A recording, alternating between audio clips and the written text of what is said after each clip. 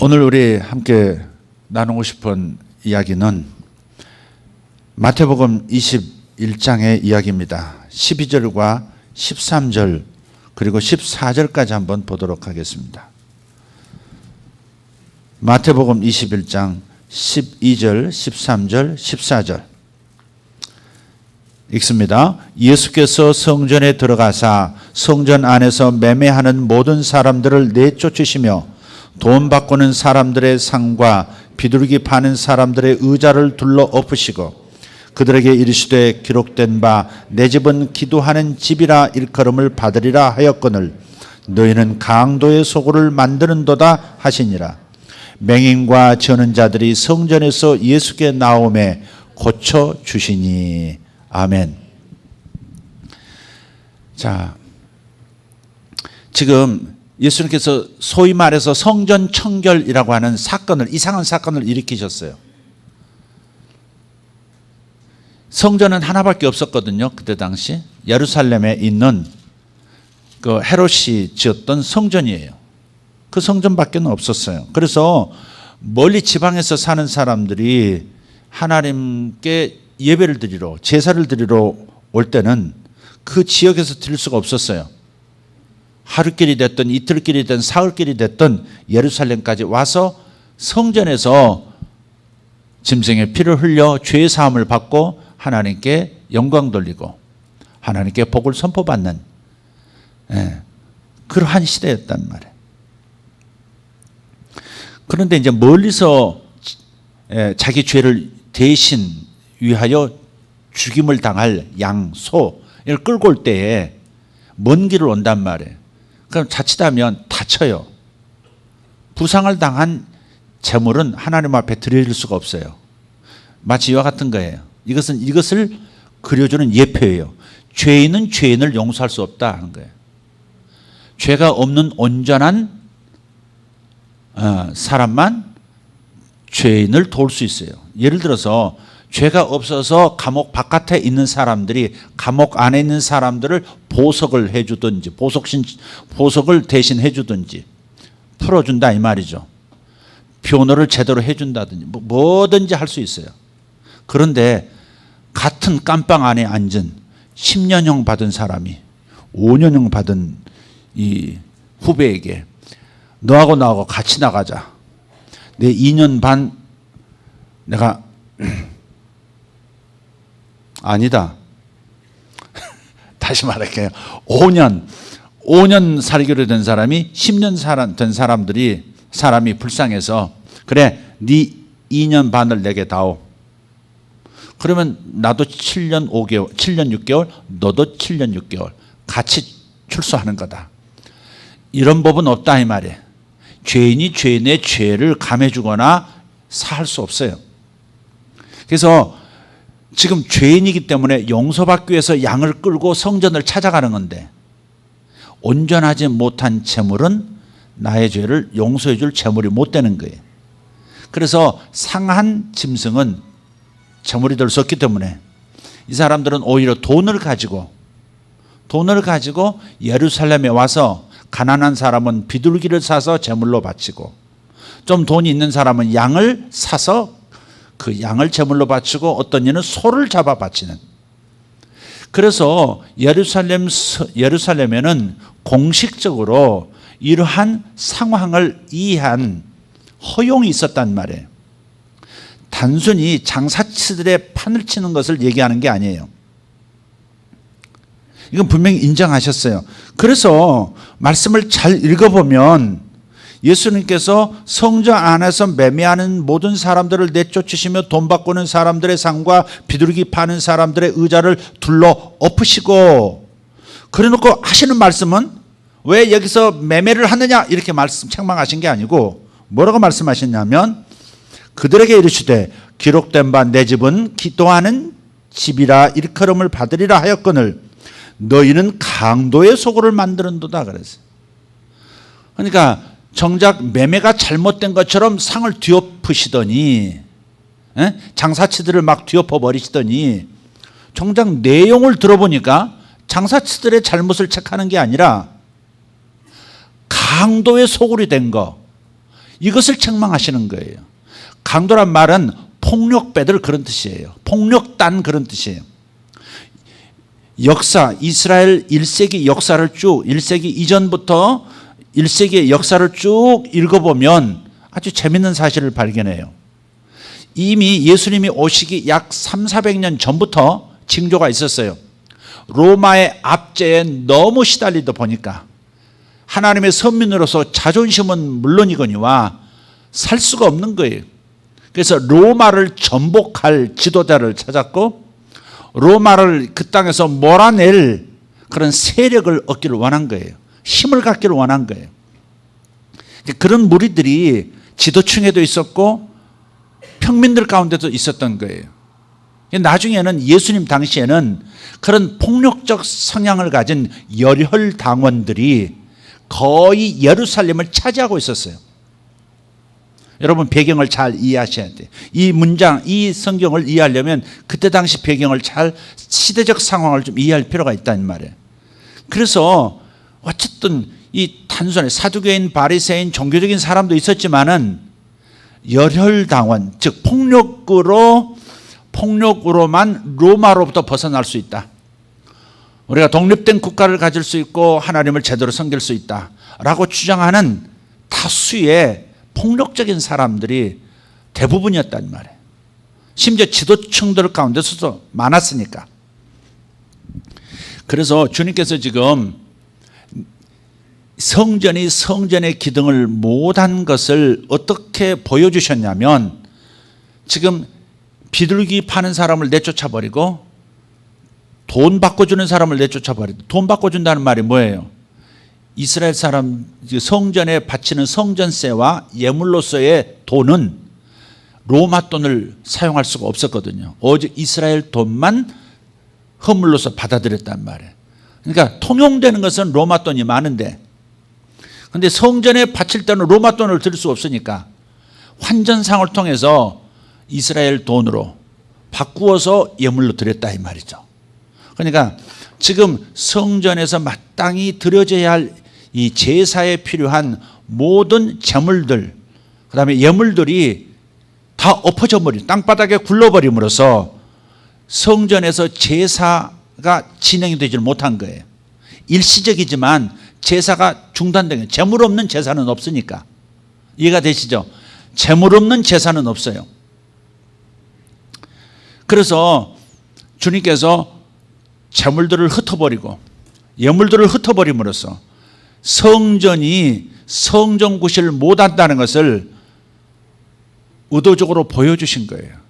그러나 현실에 대한 중요한 메시지는 강도의 소굴로 만들었다는 거예요.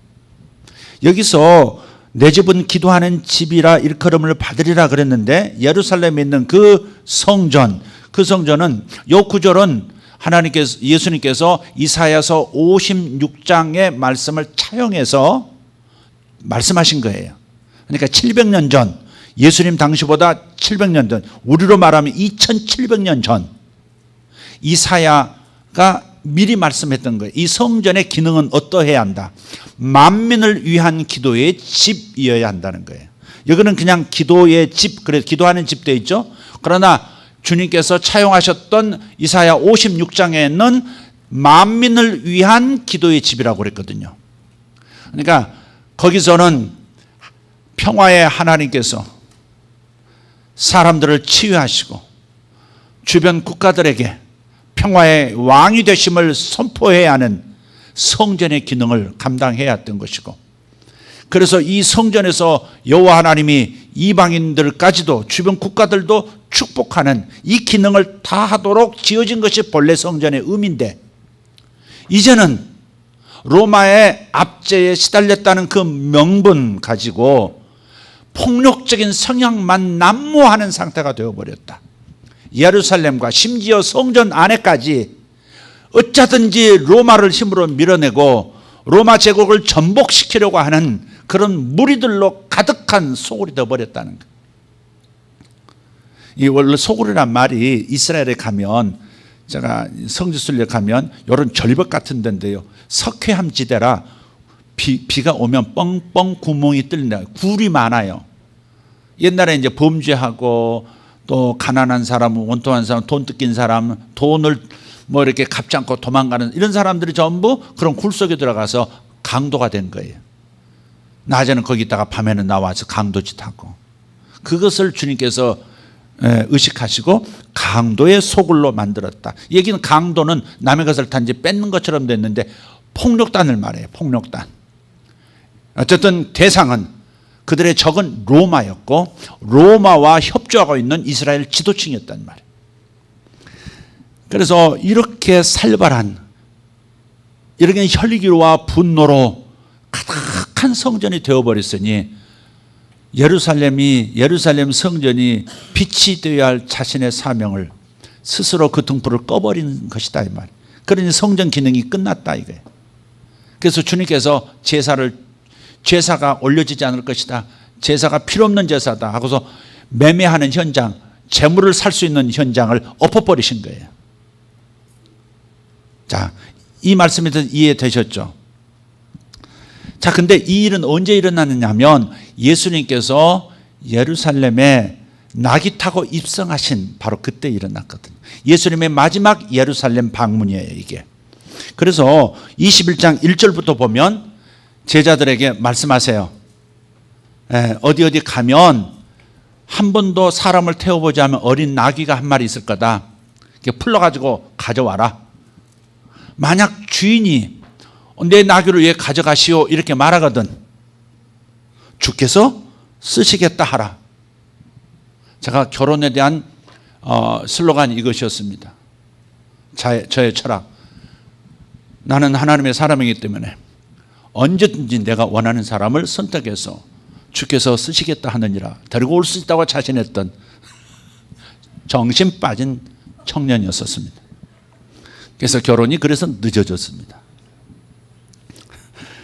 딴 얘기로 지금 갔어요. 다시 정신 차려 돌아오겠습니다. 그래서 나귀를 가져왔어요. 그리고 주님께서 예루살렘 입성을 하시는 거예요. 나귀 타고. 근데 나귀 타고 예루살렘으로 들어가시는데요, 다수의 예루살렘 사람들이, 예루살렘이 지금 현재 거주하고 있는 사람들이 어떤 성향인지 이미 말씀드렸죠. 그들의 목적은 오직 로마로부터의 자유예요. 근데 이 다수의 사람들이 자기 겉옷을 벗어서, 이스라엘 사람들은 두 벌입니다. 옷이 두 벌이 아니라 속옷과 겉옷 둘밖에 없어요. 겉옷 벗으면 그냥 이 치부를 가리는 것밖에 남지 않아요. 근데 자기 겉옷을 벗어서 예수님이 입성해 오시는, 예루살렘 문으로 들어오시는, 동문을 통해 들어오시는 그 길목에 쫙 간 거예요. 그러면서 호산나 다윗의 자손이요. 다윗의 자손은 뭐예요? 왕이란 말이죠. 진정한 왕이시여. 근데 그들이 바라는 왕은 어떤 왕이에요? 로마를 전복시키고 로마의 폭정에서 이스라엘을 자유케 만들어줄 메시아인 거죠. 예수님이 그 역할을 해줄 거라고 생각한 거예요. 능력 많은 예수가 떡 5덩어리 물고기 2마리 가지고 5,000명을 먹이고도 12광주를 남길 수 있는 막대한 물량을 무한정 제공하면서 군사력도 키울 수 있는 엄청난 하늘의 배경을 가진 메시아가 와서 로마로부터 자유케 해줄 것을 기대하면서 환호하고 있는 거예요. 지금 순수한, 예수 그리스도 우리의 죄를 구원하시고 세상의 평화의 왕, 그런 의미에서 환호하고 있는 게 아니에요. 그 내용이 그러했다는 것을 결정적으로 보여주는 것이 일주일 뒤에 예수님께서 로마에 의해서, 로마 총독에 의해서 사형 선고받고 형정으로 끌려가는 그 모습을 보면서 죽이라고 외쳐버리잖아요. 분노로 바뀌는 거예요. 기대감이 실망으로, 그리고 그 실망이 분노로 바뀌는 순간이죠. 그래서 그들이 겉옷을 깔고 이렇게 가는 거예요. 그런데 이 모든 상황은 이걸 주님께서 묵묵히 진행하세요. 원래는 군마를, 이게 지금 뭐냐면 다른 사람들이 길에 겉옷을 깔고 양쪽에서 막 환호를 하고 하는, 그건 뭘 의미하느냐면 일종의 군사 퍼레이드에 열병식 하는 거예요. 열병식. 그들은 열병식으로 생각하는 거예요. 저번에 박근혜 대통령께서 저 중국에 가셨을 때 중국에서 시진핑을 중심으로 아주 뭐 전무후무한 열병식을 하잖아요. 차를 타고 부대 앞을 쭉 지나가면 막 외치잖아요. 주성님, 참 동지들 수고하셨어 이러면서 이제 열병식을 한참 하잖아요. 지금 이게 일종의 군대를 이끄는 왕으로서 그들은 영접하고 있는 거예요. 열병식으로 지금 기대에 차서 지금 예수님을 환영하고 있는 거예요. 그 겉옷을 깐 거란 말이에요. 근데 이 겉옷을 깐다고 하는 것은 지금 이때 당시로부터 한 7, 800년 전 한 사건을 이스라엘 사람들은 잘 알고 있어요. 역사는 꿰고 있는 사람들이기 때문에. 그 얘기가 열왕기하 9장에 나오는데요. 주님께서 열왕기하 9장에 나오는 어떤 사건을 패러디한 거예요, 이게. 그럼 열왕기하 9장은 예후라는 장군이 나와요. 군대 장관이에요. 육군 대장이라고 할까요? 참모총장이라고 할까요? 아니면 국방부 장관이라고 할까요? 군대 장관이라는 표현이 나오는데요. 한번 여기 갈피하시고 열왕기하서 9장을 한번 보실까요? 여기 보면 그때 당시 하나님의 종 선지자가 엘리사였어요. 근데 하나님께서 엘리사에게 감동하셔서 엘리사가 자기 제자 선지자들 중에 젊은 선지자 중에 한 사람을 선택해서 기름병을 그 손에 쥐어주고, 자, 여러분 머리로 그려보셔야 합니다. 엘리사 선지자가 자기 제자 청년 선지자 후보생을 선택해서 기름병을 쥐어주면서 너는 길랏 라못이라고 하는 곳으로 빨리 가라. 그리고 가서 거기서 예후 장군을 만나서 예후 장군을 따로 불러 그에게 기름을 부어 선포하라. 내가 너를 이스라엘 왕으로 세우노라. 그리고 내가 아합의 집안을 쳐서 완전히 제거하게 될 것이다. 우상 숭배를 종용하고 나의 종 선지자들의 피를 흥건하게 대지에 적시게 만들었던 이세벨, 왕비 이세벨도 제거할 것이고 악한 왕 아합의 남자 자식들은 다 제거하게 될 것이다. 지금 구테타를 예언하는 거예요. 구테타를 예언하는 거예요. 그리고 너는 자칫하면 거기서 목숨을 잃을 수 있으니까 빨리 선포하고 빨리 도망 나와라. 그렇게 얘기해요. 자, 그 얘기인데 그 얘기는 지금 제가 대략 얘기했으니까 한번 살피는 입장에서 어디를 읽으시냐면 열왕기하 9장 11절입니다. 이미 왕으로 기름 부음을 받고 그 청년 선지자는 급히 도망갔어요. 그리고 그 방 안에서 예후가 나와요. 근데 원래 예후가 그 집안으로 들어가기 전에 다른 장군들하고 앉아 있었단 말이에요. 그 선지자가 가가지고 할 말이 있습니다. 따로 뵙죠 해서 다른 방으로 들어가서 기름 부어서 왕으로 세우고 가버렸단 말이에요. 예후가 다시 다른 장군들 있는 곳으로 나왔어요. 그 얘기가 11절부터 나옵니다. 한번 읽어볼게요. 예후가 나와서 그의 주인의 신복들에게 이르니 한 사람이 그에게 묻되 평안하냐. 그 미친 자가 무슨 까닭으로 그에게 왔더냐. 여러분 선지자를 그 미친 자라고 하는 거 보세요. 그러니까 자칫 잘못하면 다른 사람에 의해서 살해당할 가능성이 있었던 것이죠. 엘리사는 그것을 알고 빨리 도망 나오라 한 거예요. 메시지만 전하고 도망 나와라 그런 거예요. 대답하되 그대들이 그 사람과 그가 말한 것을 알리라 하더라. 무리가 이르되 당치 아니한 말이라 청하건대 그대는 우리에게 이르라 하니 대답하되 그가 이리 내게 말하여 이르기를 여호와의 말씀이 내가 내게 기름을 부어 이스라엘 왕으로 삼는다 하셨다 하더라 하는지라. 자, 뭐예요? 지금 방금 엘리사가 보낸 선지자가 나에게 기름을 부으면서 네가 왕이 될 것이다 그렇게 선포하고 지금 갔다는 말을 지금 다른 장군들에게 한 거예요. 그 말을 듣자마자 다른 장군들이 일제히 일어나서 자기 겉옷을 벗어요. 자, 13절 시작. 무리가 각각 자기의 옷을 급히 가져다가 섬돌 위 곧 예후의 밑에 깔고 나팔을 불며 이르되 예후는 왕이라 하니라. 예후는 왕이라 하니라. 이에 님시의 손자 여호사밧의 아들 예후가 요람을 배반해. 요람이 그때 당시 왕이었어요. 어떤 왕이냐? 아합, 악한 왕 아합이 죽고 전쟁터에서 죽고 아들인 요람이 왕이 됐어요. 그 어머니 왕비가 전 왕비가 황태우가 살아있는 거예요.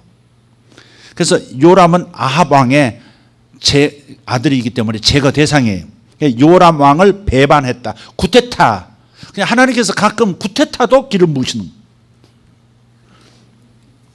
이건 아니다 할 때는 구테타를 허용하시는 기름도 부으시는 거예요. 2013년도, 2012년도죠. 2015년도에 제가 선포했던 예언의 말씀이 있습니다. 여러분 잘 아시죠? 중국과 일본이 전쟁으로 돌입하게 될 것이다. 전쟁으로 돌입하게 될 것이다. 중국이 전쟁으로 돌입하는 것은 일본 배후에 미국이 있음에도 불구하고 전쟁을 일으키는 이유는 중국 내부의 극심한 내분 때문에 그 에너지를 바깥으로 돌리고자 합니다. 그래서 그 전쟁이 그 공해상에서 영공상에서 일어날 텐데 그 전쟁에서 중국은 패배할 것이고 승자는 일본이 될 것이다. 그런데 중국은 패배에 대한 책임을 시작으로 해서 거대한 민주화의 바람이 중국 대륙 전체를 덮을 것이고 수많은 갈등들이 표출되고 정리되어지는 시간을 갖게 될 것이다. 그래서 중국이 북한을 관리할 수 없는, 북한을 더 이상 관리할 수 없는 내적 상태에 이르렀을 때 북한 내부에서 한 장군이 일어날 것이다. 그 장군은 의로운 자라 김씨 왕조를 다 지울 것이고 모든 세워진 동상들, 우상들을 다 제거할 것이고 모든 흔적을 지울 것이다. 그리고 북한을 다시 새로운 국가로 만들어갈 것이다. 그래서 그의 이름은 예후라 그랬어요. 실제로 그 사람 이름이 그 북한에 있는 그 장군이 예후라는 인간, 예후의 영성을 가진, 예후의 스피릿을 가진, 예후가 하던 일을 해내는 그 기름 부음을 가진 장군이 있어요. 그 장군이 때가 되면 일어날 겁니다. 일어날 거예요. 여러분 다른 방식으로 통일되지 않습니다. 다른 방식으로 통일한다고 하는 것은 참 뭐 인간적으로 생각해서도 어렵습니다. 김일성, 김정일, 김정은까지 그들이 제거됐다고 해도 그들 안에 있는 김일성을 숭배하는 그 마음들은 쉽게 없을 수가 없어요. 만약에 통일 과정을 겪으면서 대한민국 주도로 그 청산을 하려고 하면 10년, 20년, 50년이 되도록 저들의 북한 쪽의 자존심 때문에 엄청난 혼란이 가중되고 갈등이 차라리 통일의 과정을 안 밟았으면 좋겠다 싶을 만큼 원점으로 돌아가고 싶을 정도의 혼란이 일어날 겁니다. 그러나 자체 내에서 북한의 장군에 의해서 정리되어진다면 그리고 나서 통일된다면 남한과 김일성 때문에 남한과 우리 대한민국과 갈등은 없을 것이다 하는 것이죠. 이건 하나님의 지혜에 속한 계획입니다. 그래서 그렇게 전쟁, 그 중일 전쟁이 남북한 통일로 이어진다고 하는 하나님의 이 스케줄을 여러분 이해하시고 기도하셔야 합니다. 하나님은 정말 악한 정권은 뒤엎을 수 있는 예후 같은 사람을 일으켜서 악한 정권을 정리할 수 있는 기름 부음도 허락하시는 거예요. 주권자는 하나님이시죠. 자기 부하장수 계급장 떼고 딴 사람 세우는 거와 똑같은 거예요. 하나님이 권세자인 줄 믿습니다. 최고의 권세자이시죠. 이 말씀은 항상 읽을 때마다 지금 북한에서 일어날 예후 장군에 대한 그림으로 제 마음에 박혀 있기 때문에 기대감이 있습니다. 그 예후가 아주 젊은 장군이 일어날 겁니다. 아멘. 뭐 소설이라 해도 아멘 하는 게 낫지 않겠어요? 좋지 않아요? 그리고 통일될 거예요. 우리가 그토록 꿈꾸던 통일의 길로 들어서는 겁니다. 이런 방식으로 진행이 될 거예요. 가장 합리적이고 가장 이상적인, 가장 환상적인, 너무나 놀라운 하나님의 계획이에요. 자, 그래서 옷을 깔았다. 예후 장군 앞에 자기 옷을 깔았다고 하는 게 뭐예요? 나도 당신의 이 쿠데타에 동조합니다라고 하는 약조를 지금 보여주는 거예요, 이게. 그러면 다시 마태복음 21장으로 돌아오면 이스라엘 사람들은 지금 예후 장군이 쿠데타를 일으켜서 이스라엘을 어렵게 만들었던 악한 왕과 왕비 가문을 제거했던 예후 사건을 잘 알고 있어요. 그리고 저들의 성격, 집단의 성격도 예후 장군과 예후 장군의 주변 사람들, 더 이상 이 나라가 요람의 군대, 아합 가문의 그런 국가가 되어서는 안 되겠다고 팽배해 있었던 그때 당시의 스피릿하고 같은 거예요. 그래서 저들은 이 열혈당원이 예수님을 로마를 뒤엎고 이스라엘을 자유케 할 그 왕으로, 강력한 군주로서 지금 영접하는, 그러니까 주변 사람들, 이스라엘에 있는 리더들도 저건 예후 장군이 쿠데타 일으킬 때 했던 행동인데 하는 것을 금세하는 거죠. 예수님은 아시면서도 그냥 묵묵히, 사실 군마 타고 말 타고 지나가야 진짜 열병식인데 주님은 겸손의 상징, 평화의 상징 나귀를 타고 지나가셨죠. 저들은 예수님께서 로마를 적으로 삼기를 원했지만, 그러나 예수님은 진정한 적을 찾아서 공격하셨던 거예요. 예수님이 겨냥하셨던, 예수님이 도전하셨던, 예수님이 없애려고 하셨던 적은 죄와 사망이고 사탄이었던 거예요. 사람이 아니었고 국가가 아니었어요. 그래서 주님께서는 오히려 로마에 대해서 뭐라고 말씀하시는 게 아니라, 그때 당시 성전으로서, 이스라엘의 지도자들이 성전으로서의 기능을 제대로 갖추도록 리드해야 했을 지도자들을 책망하시는 거예요. 로마를 책망하는 게 아니라, 로마가 앞지하고 있든 이게 중요한 게 아니다, 이게. 이스라엘이 자기 정체성으로 돌아와서 하나님께로 돌아오면, 하나님께로 돌아와서 성전이 성전되게 만들면 하나님의 힘이 로마를 물리쳐 주실 텐데, 자기들이 하나님께 돌아오지 않으면서 자기들의 어려움은 벗어버리고자 하는 잘못된 선택을 한 것에 대해서 주님께서는 말씀하고 계시는 거예요. 그래서 주님께서 강도의 소굴을 만들었다 이렇게 말씀하시는 것은 폭력심으로, 폭동의 기운으로 가득한 예루살렘의 상태를 말씀하고 계시는 거예요. 그럴수록 더 성전이 하나님의 빛을 발하고 평화의 왕이신 주님의 사랑을 전하고 많은 사람의 죄들을 용서하고 축복하고 평화를 추구하는 등불이 되어줘야 할 텐데 그러지는 못하고 있는, 그래서 끝났다는 것이죠. 주님께서 이 사건이 있은 다음에 맨 먼저 행하셨던 일이 뭐예요? 성 바깥으로 나가세요. 17절, 21장 17절 보면 예수님께서 예루살렘 성 바깥으로 베다니로 가셨고요. 나가시다가 이상한 일을 하나 하세요. 무화과 나무에서 열매를 좀 따잡으려고 하셨는데 열매가 없는 거예요. 때가 아니었어요. 근데 주님께서 갑자기 열받으신 것처럼 무화과 나무를 저주하셨어요. 다시는 너에게서 열매를 따먹을 수 없을 것이다. 그 말이 무슨 말이에요? 무화과 나무 너는 죽었어, 그 말이거든. 아니 메시아인 내가 배고플 때 언제든지 식량을 제공해야지, 지금 열받아서 개인적인 이유로 이렇게 하신 게 아니에요. 당시 1세기 지도자들을 무화과 나무로 상징하고 있는 거예요. 성전을 성전되게 하지 못한 1세기의 이스라엘 종교 지도자들, 정치 지도자들, 이제는 끝났다, 너희들의 역할은 끝났다고서 선언하신 겁니다.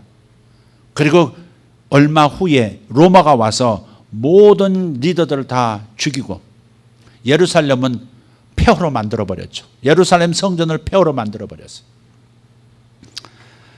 그 뒤에 보시면 제자들이 깜짝 놀라가지고 묻습니다. 역시 베드로가 나섰죠. 뭐라고 물었어요? 무화과 나무가, 아니 아침에 저주하신 무화과가, 아니 어제 저녁에 저주하신 무화과가 하룻밤 사이에 죽어버렸네요. 와, 굉장한 능력입니다, 이러는 거예요. 주님은 그 사건을 통해서 보다 큰 메시지를 하고 있는데 야들은 지금 무화과나무가 말 한마디에 죽었다는 그 놀라운 능력에 이제 매료가 된 거죠.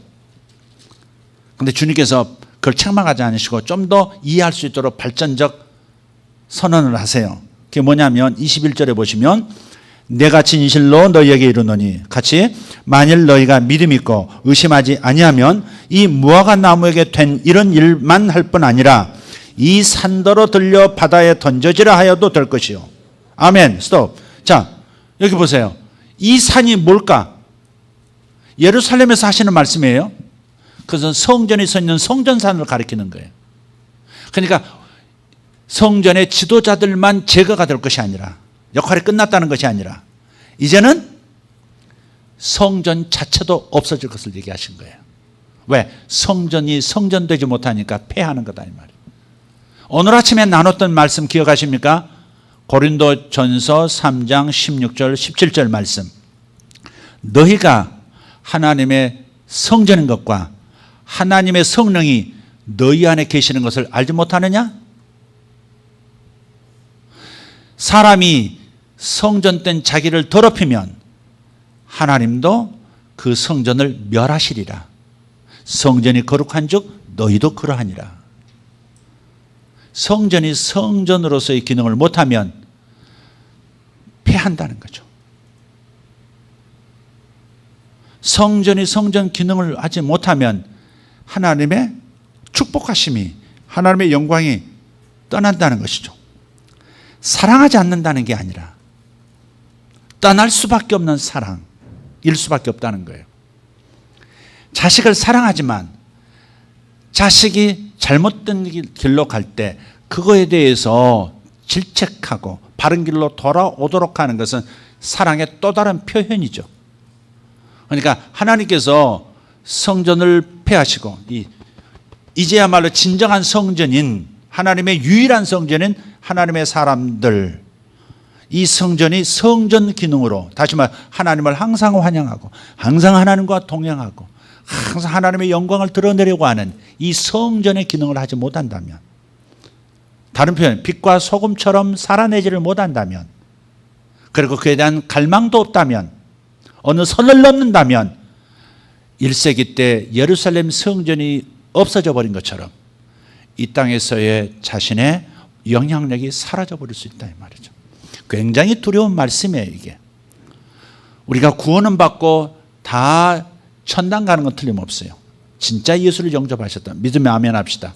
그러나 이 땅에서 사명이 거두어지면 일찍 갈 수도 있고 이 땅에서 무능하게 살아갈 수도 있는 거예요. 하나님이 손을 떼시면 그렇게 되는 거예요. 너는 성전으로 나를 반영하는 사람이 되어야 할 텐데, 나를 보여주는 사람이 되어야 할 텐데, 여러 가지 생각을 할 수 있어요. 집에서 나는 성전인가? 하나님을 보여주는 하나님의 형상인가? 아니면 사탄의 형상을 보여주고 있는가? 직장에서, 일터에서, 여러분이 만나는 모든 관계 속에서 하나님을 보여주고 있는, 하나님을 대표하는 존재로 서 있는가? 성전으로서 서 있는가? 하나님과 하나 되어서 임마누엘, 하나님을 보여주는 사람인가? 아니면 단지 자신만의 삶을 위해서 살아가고 하나님의 영광은 나타내지 못하는 사람은 아닌가? 우리는 깊이 생각해 볼 필요가 있습니다. 우리는 모든 잘못을 들추어내자는 말이 아니에요. 모든 것이 죄라고 말을 하자는 것도 아닙니다. 우리의 진정한 목적을 놓치지 말자는 거예요. 하나님께서 나를 향한 그 사랑의 목적을 놓쳐서는 안 돼. 하나님은 나와 함께하고 싶어 하세요. 하나님은 나와 동행하고 싶어 하세요. 하나님은 매사에 영광을 받고 싶어 하시고, 모든 상황, 모든 곳, 모든 것, 모든 시간에서 하나님께서 나를 복주셔서 당신의 영광을 드러내고 싶어 하세요. 스스로 살 것도 아니고 그분과 함께 살아야 되는 운명적 부르심이 우리에게 있다는 사실을 기억해야 합니다. 오늘 아침 말씀과 이렇게 연결해서 예수님께서 왜 21장 마태복음, 주님께서 십자가에 달리기 전 마지막 한 주간을 왜 이렇게 보냈는가? 성전을 중심으로, 성전이 성전되지 못하면 이렇게 된다. 그럼 이 세대의 성전은 우리들이 또한 거룩하게 구별되지 않으면, 하나님이 구별하신 목적을 이루지 않으면 옛 성전이 폐함 같이 이 세대의 성전도 폐하게 될 것이다. 이건 각자 하나님 앞에서 내가 어떻게 서야 할 건가를 결정해야 하는 엄중한 도전입니다. 하나님의 도전입니다. 여러분 승리하시길, 항상 하나님께로 돌아오고 마음이 항상 주님께로 돌아올 수 있기를 예수 이름으로 축복합니다. 기도하겠습니다. 같이 일어나셔서 기도할까요? 오후 시간이라 앉아서 기도하시면 곧바로 입신으로 들어갈 것 같습니다. 다행히 영몽이라도 꾸고 환상이라도 보면 좋겠는데, 하나님의 성전은 만민을 위한 기도하는 집이에요. 만민에게 하나님의 영광을, 하나님의 사랑을 드러내는 거예요. 여러분 가정에서 평화의 왕을 드러내셔야 돼요. 싸나움을 버리고 평화의 왕을 보여주셔야 돼요. 자녀를 향해서 여러분이 평화의 주님을 보여주셔야 돼요. 성적 하나 가지고 분노하는 엄마, 외면하는 아빠, 그래서 상처 입은 자식 만들어서는 안 돼요. 여러분은 자녀들에게 성전 역할을 하셔야 합니다. 여러분은 남편을 향하여 성전 역할을, 아내를 향하여 주의 성전 역할, 하나님을 보여주는 성전이 되어야 합니다. 여러분의 상사에게, 여러분에게 동료, 부하 직원들에게 내가 살아가는 이 도시 안에서 사나움을 버리고 이기심을 버리고 하나님의 사랑과 평화를 보여주는, 의도적으로 나타내 보여줄 수 있는 하나님께 영광이 되어지는 빛나는 성전 되어야 합니다. 이 사명을 감당할 수 있기를 축복합니다. 축복합니다. 나는 성전입니다. 나는 성전입니다. 나는 성전입니다. 할렐루야. 좀 긴장을 풀기 위해서 옆에 계시면 당신도 성전입니다. 당신도 하나님의 집입니다. 밴드팀, 그대들은 하나님의 집입니다. 하나님이 그대 안에 계세요. 할렐루야. 우리 이지훈 자매 임신 8주가 됐답니다. 한 사람이지만 두 사람입니다. 근데 사실은 세 사람입니다. 주님도 저 안에 계시기 때문에. 주님이 아기 안에 계시는지 엄마 안에 계시는지 잘 모르겠어요. 분별이 안 돼요. 우리는 하나님의 성전입니다. 내 두 아들이 곧 돌아와요. 내일 모레 돌아옵니다. 근데 제 마음에 간절함이 있습니다.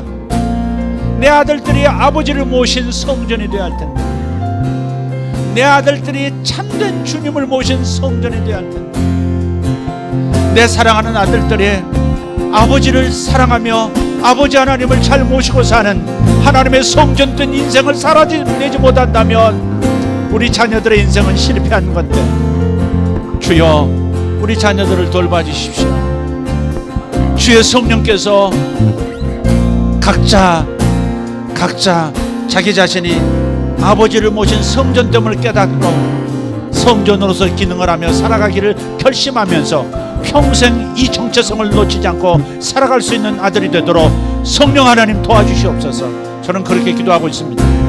여러분도 여러분의 자녀들이 성전되는 것을 목표로 삼으셔야 합니다. 아버지를 모신, 하나님을 모신 성전이 바로 나야.